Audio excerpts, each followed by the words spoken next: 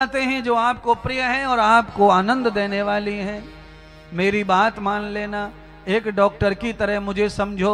मैं जो परहेज बता रहा हूं उसे जरूर घर तक ले जाना। ऐसा न हो जाए कि परहेज का उल्टा करने लग जाऊं। बातों ही बातों में बीती रे उमरिया, बातों ही बातों में बीती रे उमरिया, बातों ही बातों में बीती रे उमरिया। तुझे होश न आया, तुझे होश न आया, यूं ही जन्म गमाया, यूं ही जन्म गवाया। किया कभी ना भजन ओ मेरे मन। बातों ही बातों में बीती रे उमरिया, बातों ही बातों में बीती रे उमरिया।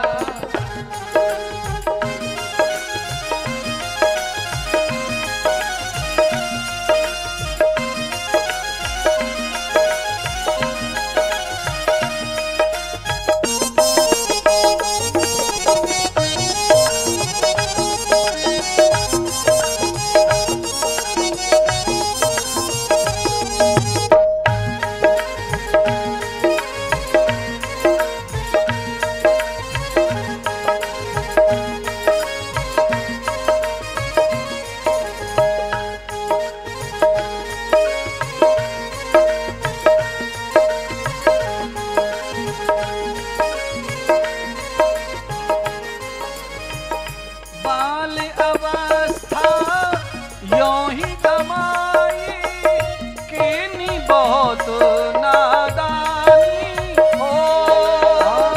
बाल अवस्था यूं ही गवाई, कीनी बहुत नादानी हो। बाल अवस्था यूं ही गमाई, कीनी बहुत नादानी हो।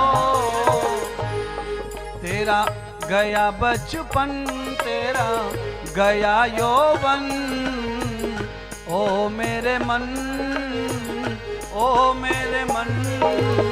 बातों ही बातों में बीती रे उमरिया, बातों ही बातों में बीती रे उमरिया। तुझे होश न आया, यूं ही जन्म गवाया, तुझे होश न आया, यूं ही जन्म गवाया। किया कभी ना भजन ओ मेरे मन। बातों ही बातों में बीती रे उमरिया, बातों ही बातों में बीती रे उमरिया, बातों ही बातों में बीती रे उमरिया, बातों ही बातों में बीती रे उमरिया।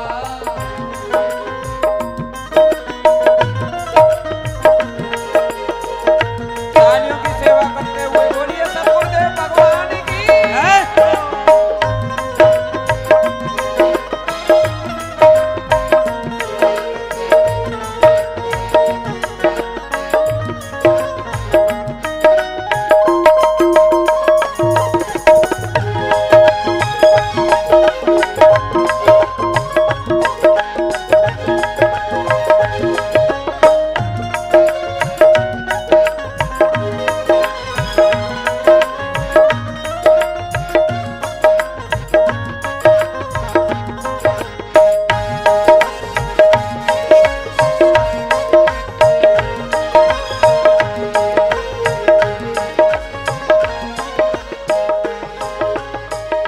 आई जवानी नींद में सोया, कीनी बहुत नादानी हो। आई जवानी नींद में सोया, कीनी बहुत नादानी हो। देख बुढ़ापा मन भर रोया, देख बुढ़ापा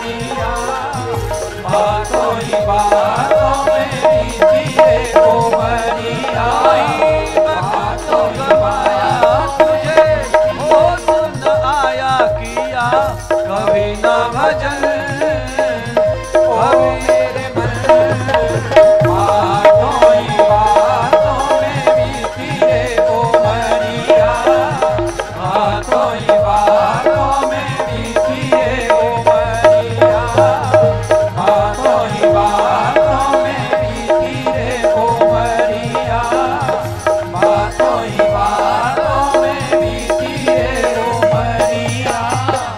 नमः पार्वती पतये हर हर महादेव।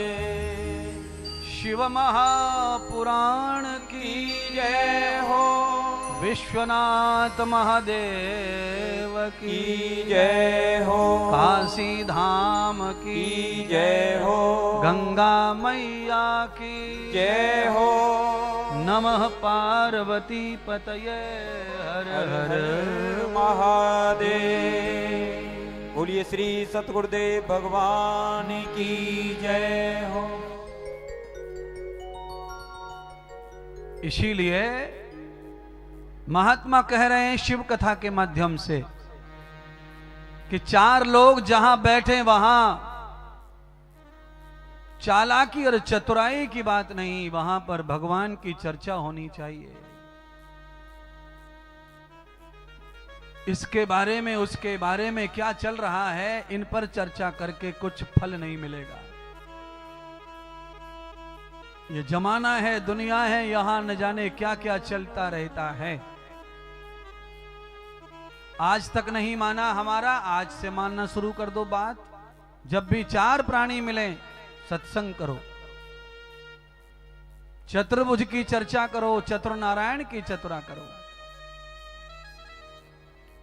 ये संसार में रहने वालों की चर्चा करने में व्यर्थ ऊर्जा व्यस्त कर रहे हो। क्यों?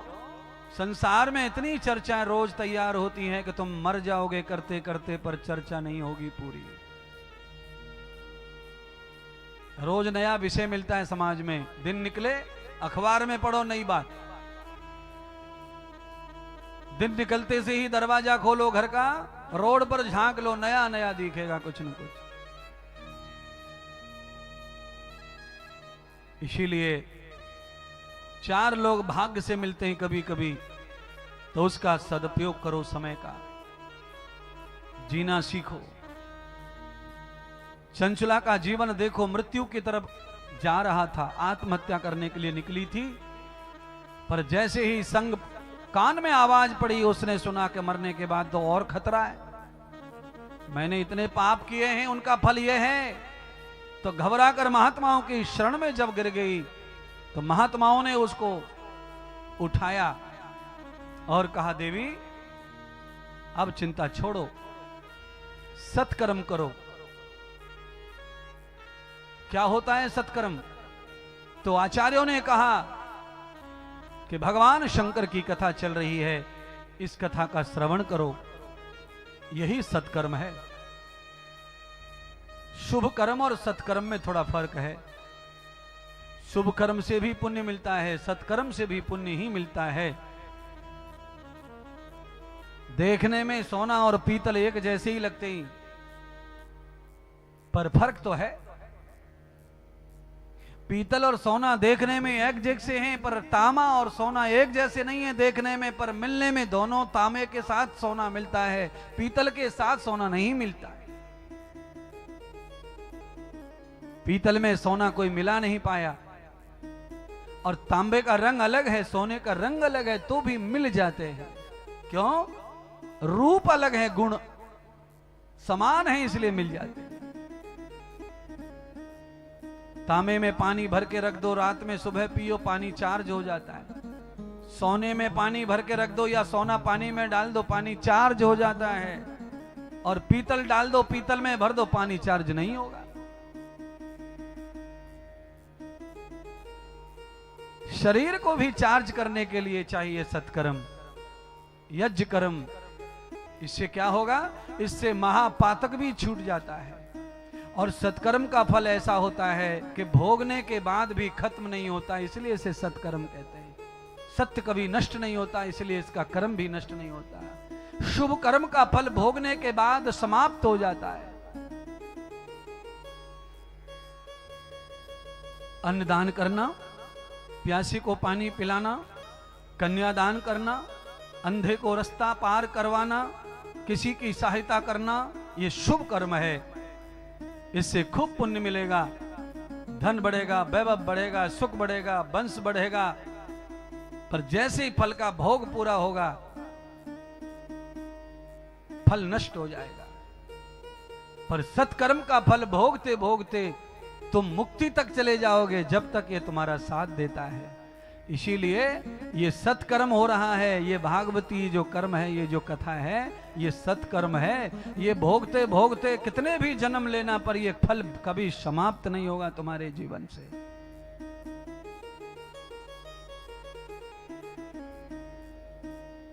जो दान करते हैं वही मिलता है। अगर आप पैसा दान करते हैं तो आपके घर धन बढ़ता है, लक्ष्मी बढ़ती है। अन्नदान करते हैं तो आपके घर अन्नपूर्णा की कृपा बढ़ती है। जलदान करते हैं तो वरुण देव प्रसन्न होते हैं आपसे। पर जब आप ये कथा सुनवाते हैं जगत को, तो तीनों लोक 14 भवन प्रसन्न हो जाते हैं आपसे। आप जहां रहेंगे वहां ये शुभ चलेगा। इसलिए ये याज्ञिक कर्म है।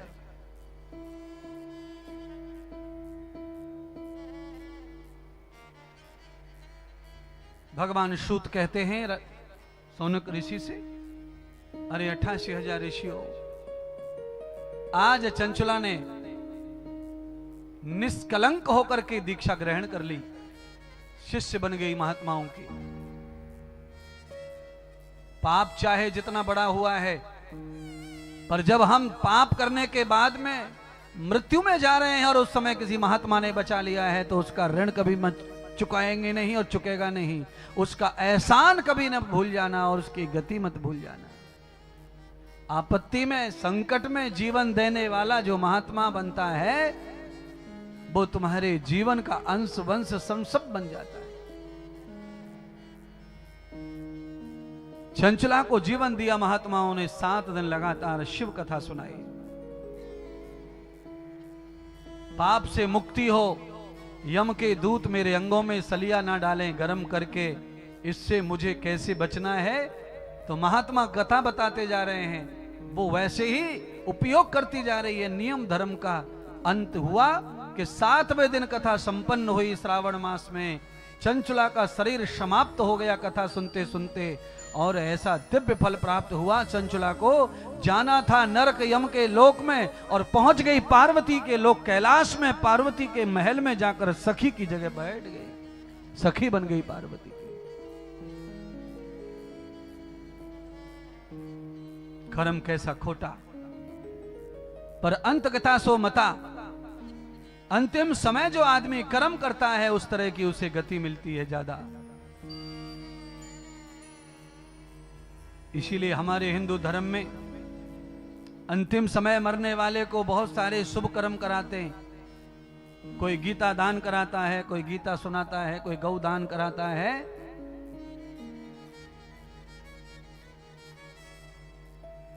गंगा जल पिलाते हैं, तुलसी दल खिलाते हैं, चरणोदक देते हैं, क्योंकि मरने वाले का चित्त बुद्धि कुछ बदल जाए और उसको हरि नाम आ जाए, प्रभु नाम आ जाए उसके मुख से।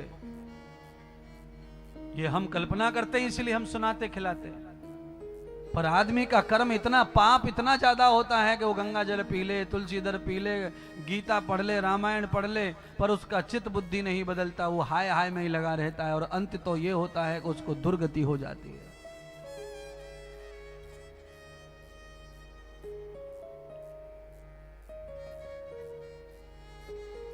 ऐसे एक बनिया था, व्यापार करता था सोने का, बड़ा फायदा होता था सोने का उसको। जब से दुकान खोली निरंतर फायदा फायदा फायदा। 3 बच्चे थे उसको, तीनों बच्चे हमेशा पिता से पैसा मांगते पर वो देता नहीं था, और वो ये कहता था मैं जो भी कमा रहा हूं तुम्हारे लिए कर रहा हूं, तुम्हारे लिए कर रहा हूं, पर देता नहीं था।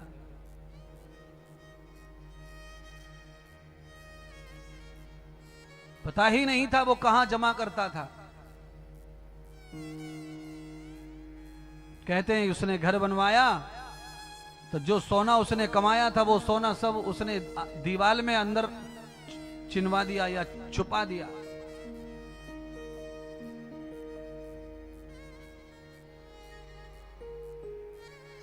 उसका समय आया निकट। बच्चों ने पूछा पिताश्री आपने जो सोना कमाया वो कहां रखा है, आपका समय निकट आ गया है, अब बता दो। उसने कहा नहीं, तुम खर्च कर दोगे। अंत ये हुआ कि एक दिन वो मूर्छित हो गया। तीनों बच्चे सोना चाहते थे। तीनों की पत्नियों ने कहा अगर वो जेठानी यानी कि जेठ जी जल्दी से डॉक्टर ले आए और पिताजी को होश आ गया तो सारा सोना वो जेठ जी ले जाएंगे। बीच वाला बच्चा वही सोचे, छोटे वाला भी वही सोचे। तो पहले बड़ा गया, डॉक्टर लेके आया, दवा दिलवाई, होश नहीं आया। फिर बीच वाला गया, दवा दिलवाई, डॉक्टर लेके आया, होश नहीं आया। छोटा गया, डॉक्टर लेके आया, दवा दिलवाई, होश आया।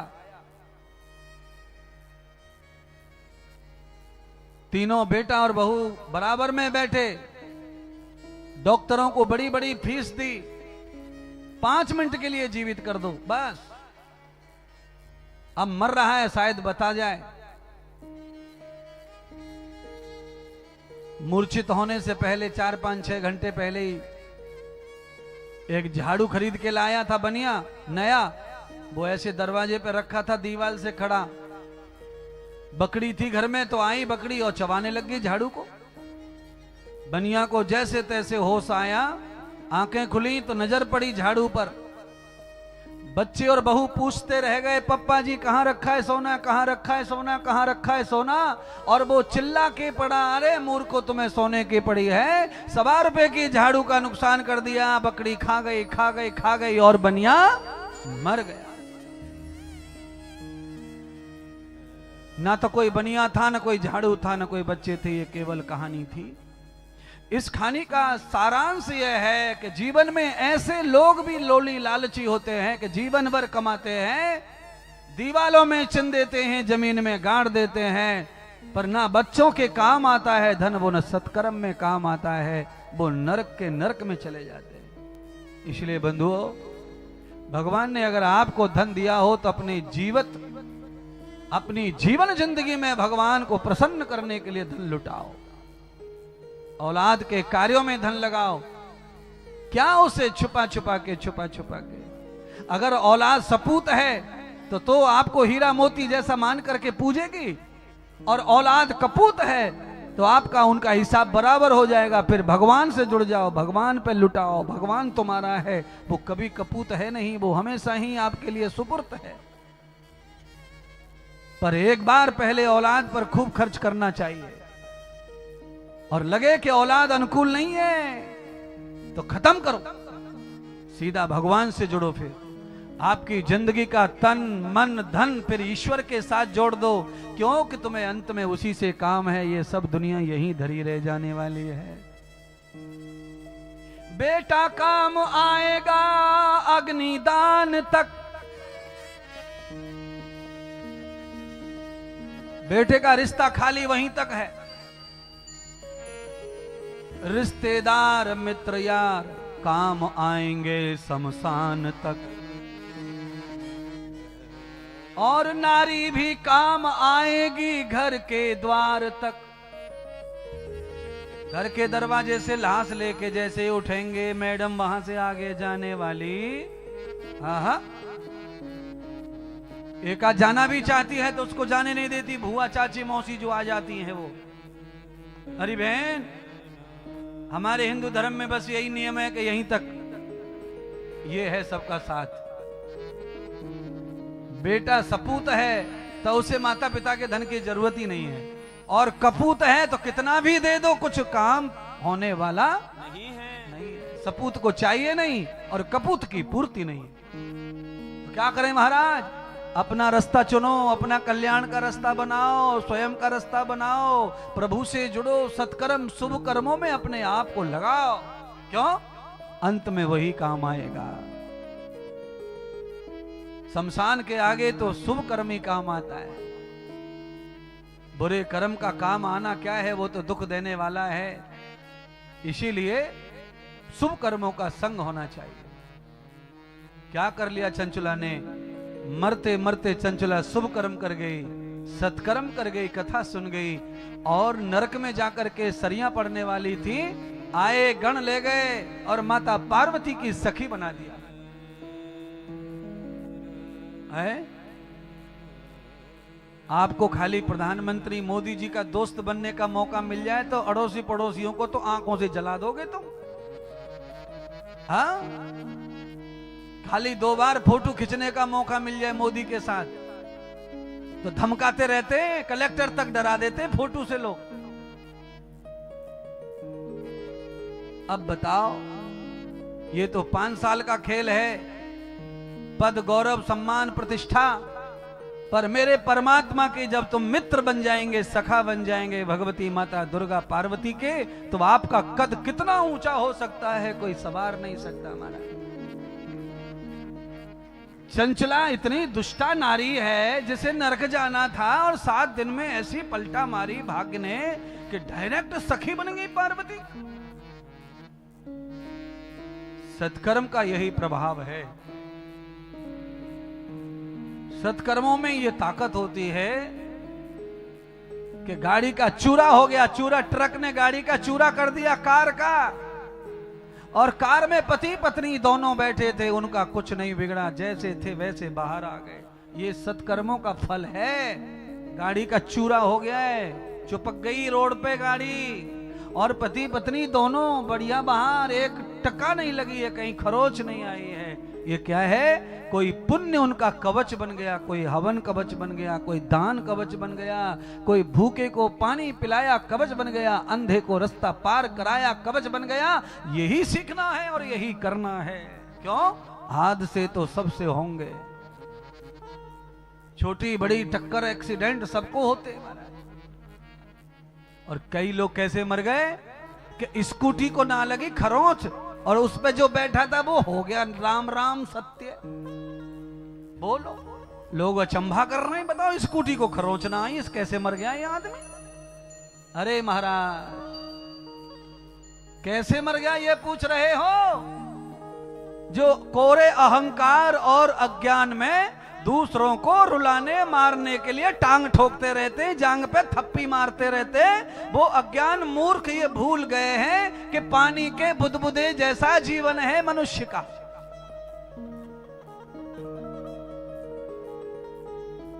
मैं ये कर दूंगी, मैं ये कर दूंगा, मैं ये कर दूंगा, मैं ये कर दूंगी। अरे ये कोरा अज्ञान और अहंकार बोल रहा है पानी के बुदबुदे जैसा जीवन है सबका।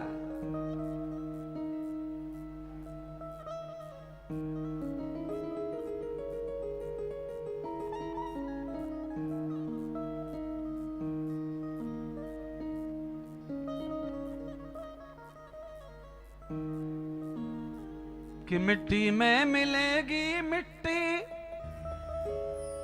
और पानी में पानी, पानी का बबूला जैसे है तेरी जिंदगानी, पानी का बबूला जैसे है तेरी जिंदगानी, पानी का बबूला जैसे तेरी जिंदगानी। मिट्टी में मिलेगी मिट्टी, पानी पानी, मिट्टी में मिलेगी मिट्टी, पानी में पानी, पानी का बबूला जैसे तेरी जिंदगानी, पानी का बबूला जैसे तेरी जिंदगानी।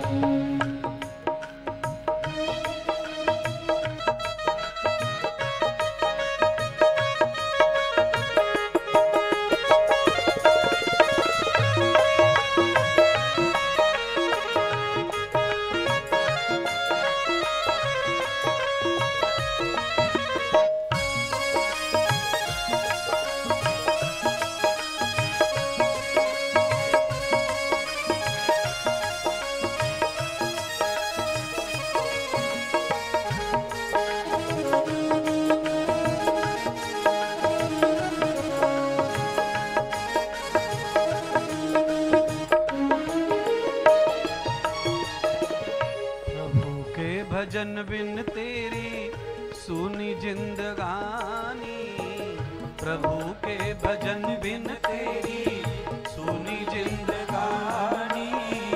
सुने गान कोई तेरे दुखों की कहानी, सुने गान कोई तेरे दुखों की कहानी। सुनिए, घुटने के दर्द को लगातार बताओ घर वालों को, तो घर वाले क्या बोल के निकलते मालूम है? घर के बाहर सीढ़ियों से रोज ठे ठे ठे करती रहती है अम्मा, पड़ी पड़ी रोज घुटना घुटना घुटना घुटना, ये हाल है।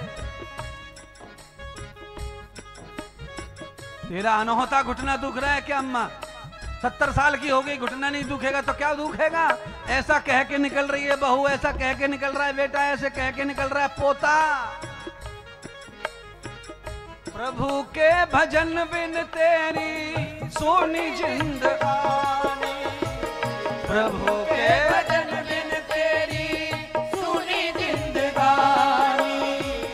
सुने गान कोई तेरे दुखों की कहानी, सुने गान कोई तेरे दुखों की कहानी। दुखों की कहानी कहानी, दुखों की कहानी, दुखों की कहानी कहानी, दुखों की कहानी। ही पानी का बबूला जैसे तेरी जिंदगानी, पानी का बबूला जैसे तेरी जिंदगानी। पानी में मिलेगा रे पानी, मिट्टी में मिट्टी, ओ मिट्टी में मिलेगी रे मिट्टी, पानी में पानी, पानी का बबूला जैसे तेरी जिंदगानी, पानी का बबूला जैसे तेरी जिंदगानी। हो पानी का बबूला पानी का बबूला जैसे तेरी जिंदगानी।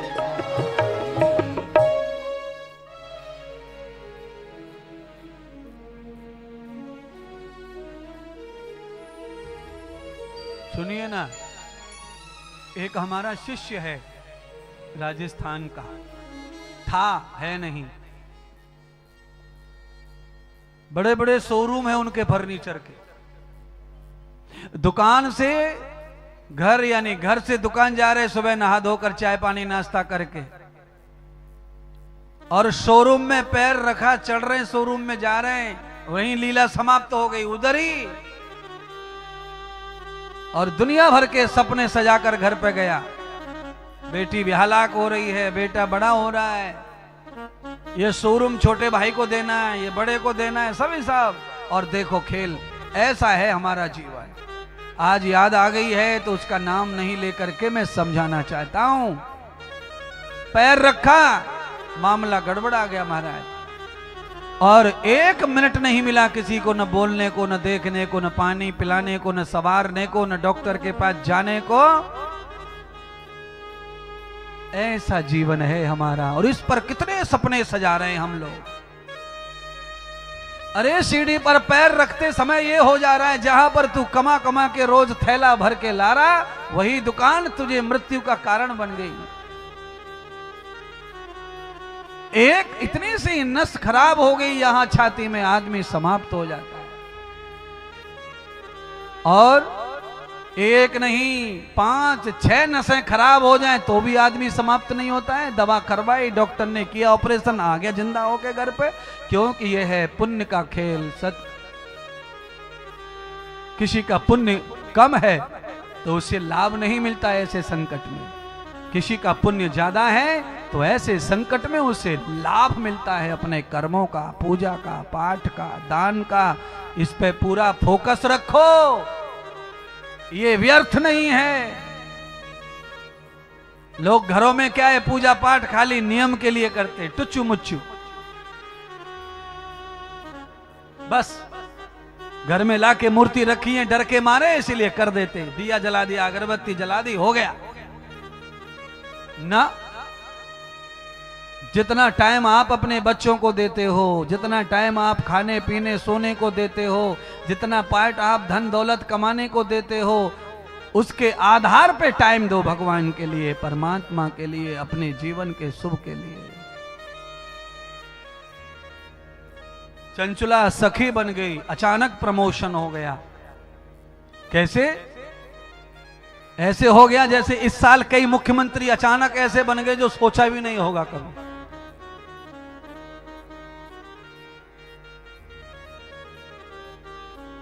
जिनको पता ही नहीं था कि हम मुख्यमंत्री कभी बन सकते हैं। ऐसे पार्वती की सखी बन गई चंचला, पर चंचला के चेहरे पर तनक खुशी नहीं है, आनंद नहीं है। नरक में जाने से बची, इतने में बहुत खुशी होनी चाहिए थी। सरियां नहीं डाली दूतों ने, इससे तो नाचना चाहिए था खुशी में। पर पार्वती की सखी बन गई, सेविका बन गई, तो खुशी का ठिकाना नहीं रहना चाहिए था। पर ये खुश नहीं है, परेशान है। पार्वती माता ने पूछा, अरे पगली, इतनी पापनी है तू, इतनी दुष्टनी दुर्जना है, पर मेरे स्वामी की कथा सुनकर तेरे सारे पाप नष्ट होकर तू मेरी सेवा में आई है, तो तुझे कितना खुश दिखना चाहिए, पर तू तो गम में डूबी हुई है, कारण क्या? चंचला ने बताया, हे जगत माता, मैं खुश इसलिए नहीं हूं कि मेरे पापों का निदान हो गया और मैं आपकी शरणागति हो गई, पर मेरा जो पति था वो मुझसे भी ज्यादा दुष्ट था।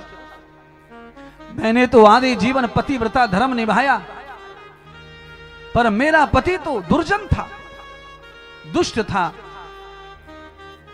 और उसने तो कभी कोई शुभ कर्म सत्कर्म, कभी कथा भागवत यज्ञ उसने कभी नहीं किया, बड़ा नास्तिक था। मैं दुख इसलिए हूं क्योंकि मुझे मेरे पति की याद आ रही है, और मैं ये सोच रही हूं कि मेरा पति न जाने कहां पर नरक भोग रहा होगा, उसे न जाने क्या दंड दिया होगा उसके पापों ने। इसीलिए मैं भारतवर्ष की आर्यों की नारी हूं। किसी कारणवश चाहे मेरा चरित्र हनन हो गया, पर अंदर से मैं ये जानती हूं कि पति के लिए मेरा क्या भाव है। पार्वती माता ने जब सुना तो कहा, तू क्या चाहती है? तो कहा, हे मां, भगवान शिव की कृपा से, आपके स्वामी की कृपा से मुझे आपकी शरण मिली है, तो मैं चाहती हूं कि आपकी कृपा से मेरे पति को आपके स्वामी प्राणपति भगवान महादेव की शरण प्राप्त हो। ऐसी आप कृपा करो जिससे कि मेरा आपकी सखी बनने का ये सु अवसर मुझे मिला है, वो मुझे आनंद से बीते। मेरे पति के कल्याण के बगैर मैं कैसे सुख रह सकती हूं? मैं सुख भोगूं और मेरे पति नरक में कहीं पड़े होंगे, ये मेरा धर्म नहीं है। इसीलिए हे महारानी कृपा करो। माता पार्वती ने चंचला का सारा दुख स्वामी भगवान शंकर को बताया। महादेव ने सुना तो कहा, पार्वती,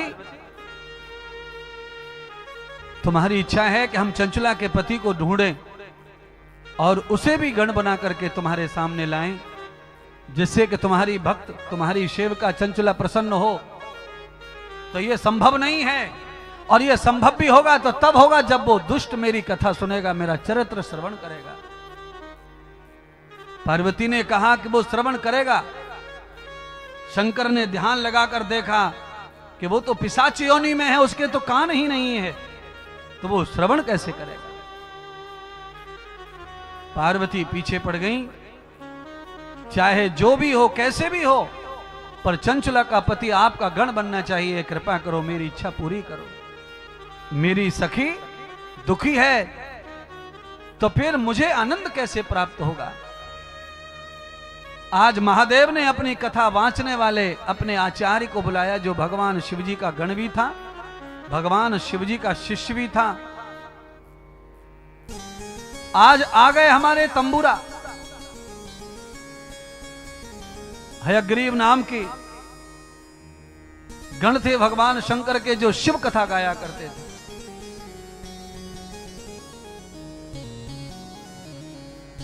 उनको बुलाकर कहा जाओ और पिशाच को उस पर्वत पर कथा सुनाओ। पीपल के वृक्ष के नीचे बैठ करके भगवान शंकर ने कथा सुनाने के लिए हयग्रीव जी को भेजा। तो वो पीपल की जड़ पर बैठ गए आसन लगाकर और कथा गाने लगे। पिशाच कथा सुन नहीं पा रहा था।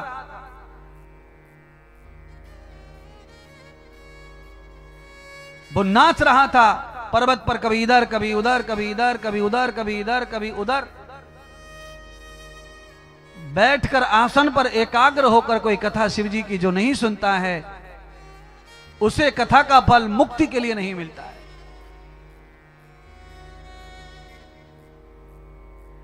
बांध दिया, शिव गणों ने बांध दिया पिशाच को। और कथा शिवजी की पूरी तरह से बांध कर सुनाई गई। बांधने का अर्थ रस्सी नहीं है, बांधने का अर्थ होता है संकल्प दिलवा दिया कि तुमको इस तरह व्रत उपवास, इस तरह तप जप संयम से कथा सुननी है। आदमी जब तप के साथ, व्रत के साथ, संयम के साथ कथा श्रवण करता है, श्रद्धा के साथ, निष्ठा के साथ, सेवा के साथ, तो कथा उसकी पूरी तरह उसकी हो जाती है और कथा के देवता उस पर प्रसन्न हो जाते हैं।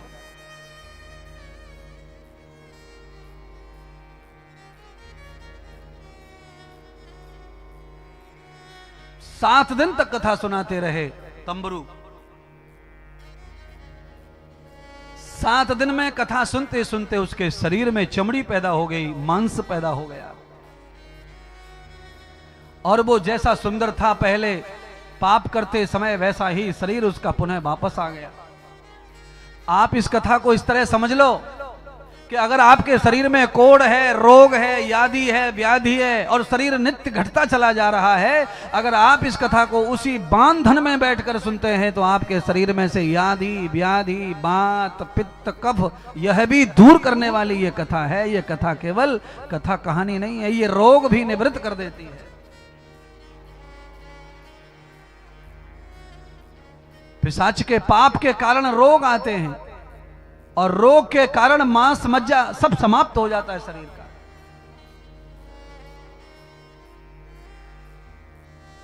सात दिन में देखते देखते बिंदुक ब्राह्मण जो पिशाच बन गया था वो फिर से मानव शरीर में परिवर्तित हो गया। उसकी काया पहले जैसी सुंदर हो गई, दिव्य हो गई, परमानंद देने वाली हो गई। उसका बंधन छोड़ दिया और जैसे ही उसे दूसरा शरीर मिला बंधुओं, कथा सुनते सुनते वो भगवान शिव का परम भक्त हो गया। तो उसके मुंह से अपने आप ही भगवान का स्मरण प्रारंभ हो गया। ओम नमः शिवाय, ओम नमः शिवाय, ओम नमः शिवाय, ओम नमः शिवाय। उसके मुंह से अपने आप ही जो कथा में आते हैं, चाहे वो नास्तिक हों, पर रोज कथा को ध्यान से अगर कोई सुन लेता है तो 8वां दिन उसके जीवन में तब आता है कि पांडल उखलेगा, व्यासपीठ समिटेगी, वो आदमी आस्तिक हो जाएगा, नाम स्मरण वाला हो जाएगा, भगवान के प्रति श्रद्धा हो जाएगी उसकी, लाखों करोड़ों की हो गई। न साधु को मानते न भगवान को, ऐसे ऐसे लोग हैं जगत में। पर यही सत्संग, यही कथा उनके जीवन को तारती, उबारती, सवारती है और उनको नास्तिक नहीं रहने देती, उन्हें आस्था से भर देती है। ये कथा, ये वचन, ये उपदेश सुना इंद्रदेव रहा है, पर इंद्रदेव के शरीर में सब देवता बैठ के सुना रहे हैं। नहीं तो ये मांस मज्जा हड्डी इस पेट में कुछ नहीं है किसी के। वो तो भगवान लीला करते हैं, अनायास न जाने कहां से क्या बोलते हैं, कहां से आता है शब्द। बंधुओं, शिव कथा को श्रवण करके चंचला ने अपने पति को कैलाश का गण बनवा दिया। आज चंचला गणिका बन गई और चंचला का पति बंदुक ब्राह्मण कथा सुनकर शिव गण बन गया। दोनों को कैलाश प्राप्त हुआ और भगवान की सेवा प्राप्त हुई, जन्म और मरण से छुटकारा प्राप्त हुआ। आज की कथा शिव की ये महिमा मैंने जो गाई है वो यह सिद्धांत सिखाती है, ये श्रद्धा पैदा करती है कि जब हम भगवान शिव की कथा श्रवण करते हैं, चाहे हम जितने पापी हों, हमें भगवान कैलाशपति का लोक प्राप्त होता है और उनके साथ उनके चरणों की सेवा प्राप्त होती है। इससे बड़ा सौभाग्य कथा से और क्या चाहिए। धन दौलत वैभव संपत्ति पैसा ये बढ़ भी जाएगा कथा से, तुम्हारा दुकान व्यापार धुआंधार हो जाएगा, पर सब तुम्हारा यहीं रह जाएगा, काम तुम्हारे ये नहीं आएगा। ये तो जीते जी कर लो, जो करना है काम आएगा। अपने हाथों से जहां लगाना है, जैसे लगाना है, खर्चा करना है कर लो। ये है, मरने के बाद तो भैया वो दूसरों के हाथ में चला जाता है, जिनकी बुद्धि दूसरी है, चाहे बेटा हो चाहे बेटी हो। वो तुम नहीं हो तो तुम्हारे जैसी सोच भी नहीं होगी उनकी।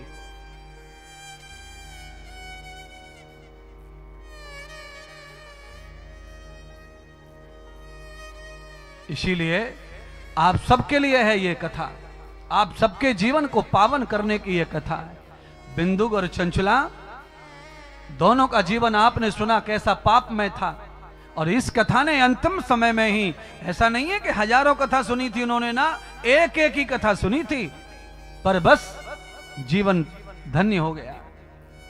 आपने अनेक कथा सुन ली है पर आपके जीवन में धन्यता नहीं दिख रही है। क्यों? क्योंकि आप यहीं झड़ा के चले जाते हो और जाकर के उसी मिट्टी में लग जाते हो। यहीं झड़ा देंगे अब, मैं गाड़ी में बाद में बैठूंगा, तब तक तो झड़ा पहुंच के फ्री, और एक दूसरे को बोलना शुरू है, आज कथा हो गई, अब तो समाचार बज गए, अब तो चलो फिर वहां चलते वहां चलते वहां चलते, यानी कहां कहां चलने के ठान के आए। मैं आपको बताना चाहता हूं, कथा के बाद भाग दौड़ न करते हुए कथा के एक आध घंटे कथा का मंथन करना चाहिए, चिंतन करना चाहिए।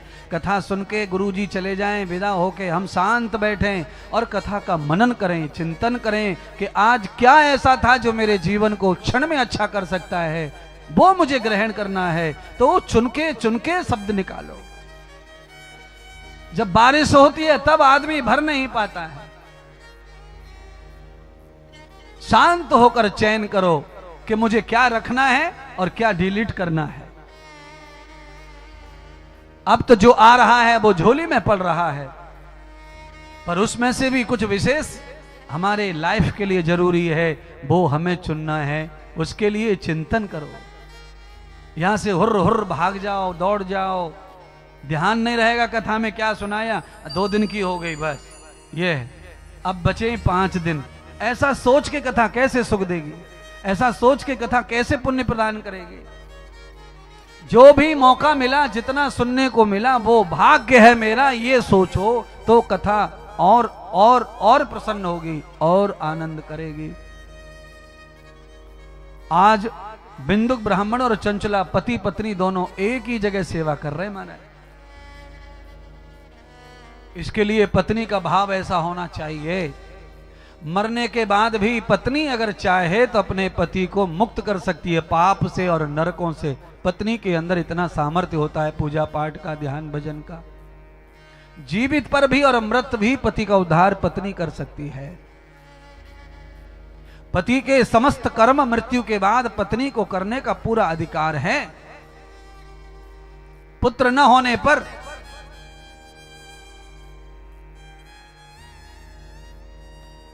पति को जो अधिकार है अपनी पत्नी का कल्याण करने के, मृत होने के बाद वही पत्नी को है।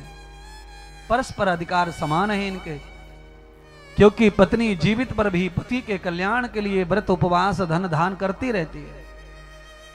कई पति तो ऐसे हैं जो पत्नियों को डांटते हैं पूजा पाठ और भजन ध्यान कथा के लिए, फिर भी वो पति के उद्धार के लिए कुछ न कुछ करती रहती है, गाली भी खाती है और उद्धार भी करने के लिए व्रत करेगी, उपवास करेगी। और पति उसे डांटता है, का पाखंड करती रहती है, यही काम है तुझ पे। और फिर भी वो पति का नाम लेके आज चलो मौसी ने फोन कर दिया सोमवार है, आज सावित्री को व्रत है पति के कल्याण के लिए, और कल ही कूटी है, संडे को यहां लीला पीला कर दिया है, सोमवार होते ही भूल जाती है कल की कुटाई पिटाई को और सीधा पति के लिए व्रत कर लेती है।